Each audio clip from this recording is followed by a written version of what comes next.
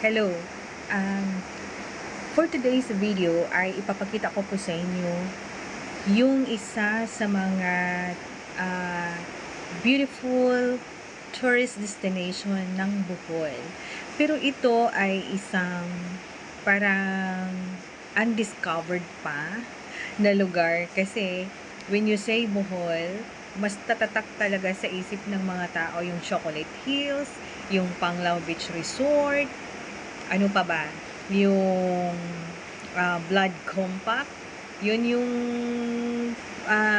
parang trademark na ng Bohol. Pero itong pupuntahan namin ng isang lugar ay parang hindi pa masyadong na-discover ng mga turista. So pupuntahan natin siya para makita natin kung gaano pala siya kaganda at worth na pupuntahan natin. Kahit malayo siya, pagdating mo doon ay mamamangha ka naman sa kagandahan niya. Kaya tara!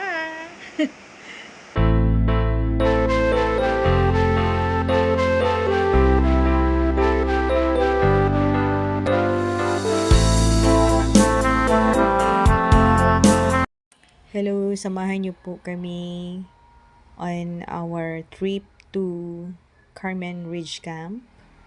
Malapit siya sa Chocolate Hills.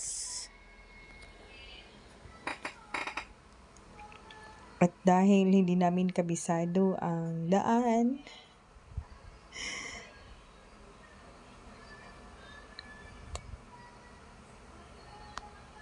yan, naghinto kami kasi nagtanong-tanong yan.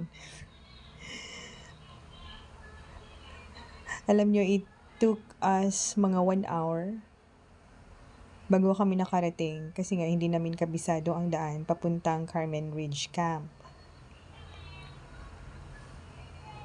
Actually, alam namin kung saan ang daan ng Chocolate Hills. Pero ito kasi ay first time namin.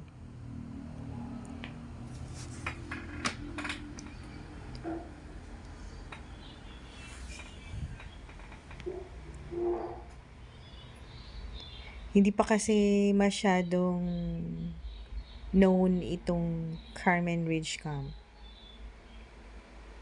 Kasi bago pa lang siya na-develop, mga ilang years pa lang ata. Tapos yung pagpunta namin doon, ongoing pa yung development ng area. Marami pa silang dinagdag na mga structures doon.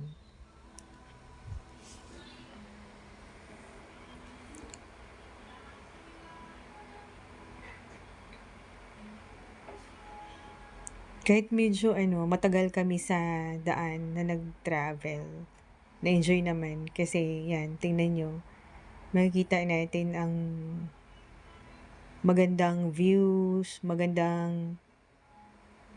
natin ang nature. Ang Carmen Ridge Camp kasi ay nasa tuktok ng isang bundok ng part ng Carmen. So, ang nangyari, pataas kami ng pataas.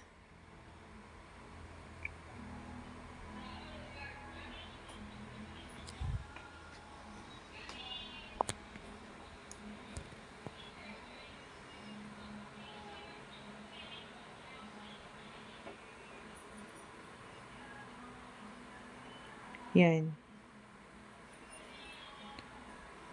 Tumaas kami ng tumaas. Hanggang nasa na kami. Nasa tuktok ng isang bundok.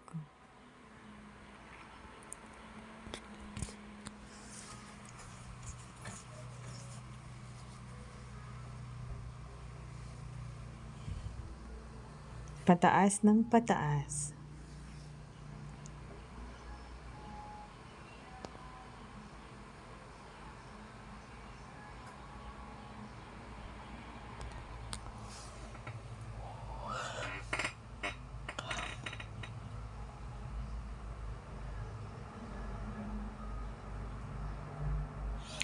Ngayon lang kasi namin na-discover itong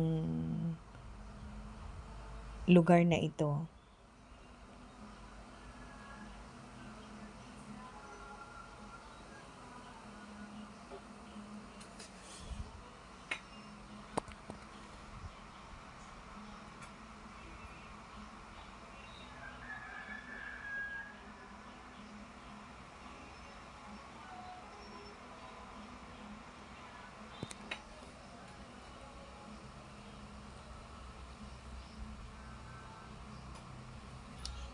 Hindi pa siya concrete ang daan. Buti na lang pagpunta namin doon, mainit, walang ulan.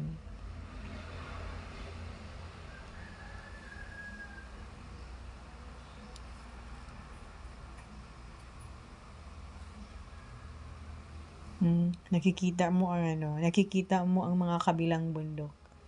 At nasa tuktok na nga kami. Nakarating na nga kami. Wow! Nasa tuktok kami ng isang bundok. At kita ang mga kabilang bundok. Yan.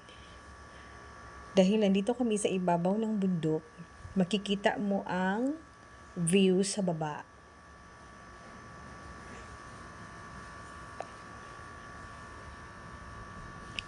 Yan. Wow. At kita natin yung mga structures na nasa tapat din.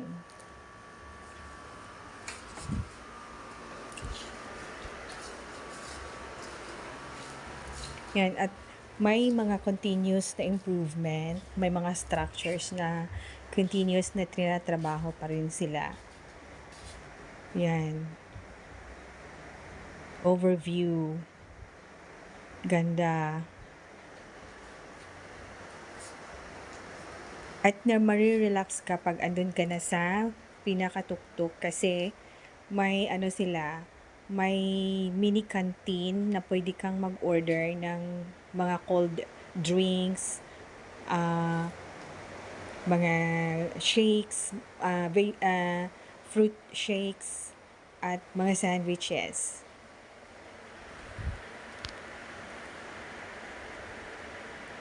Ayan. At meron din silang short orders for lunch.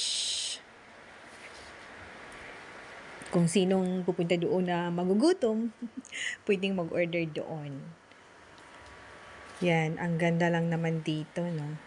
Kita mo ang mga bundok na nasa baba kasi nga nasa tuktok kami ng isang mataas na bundok.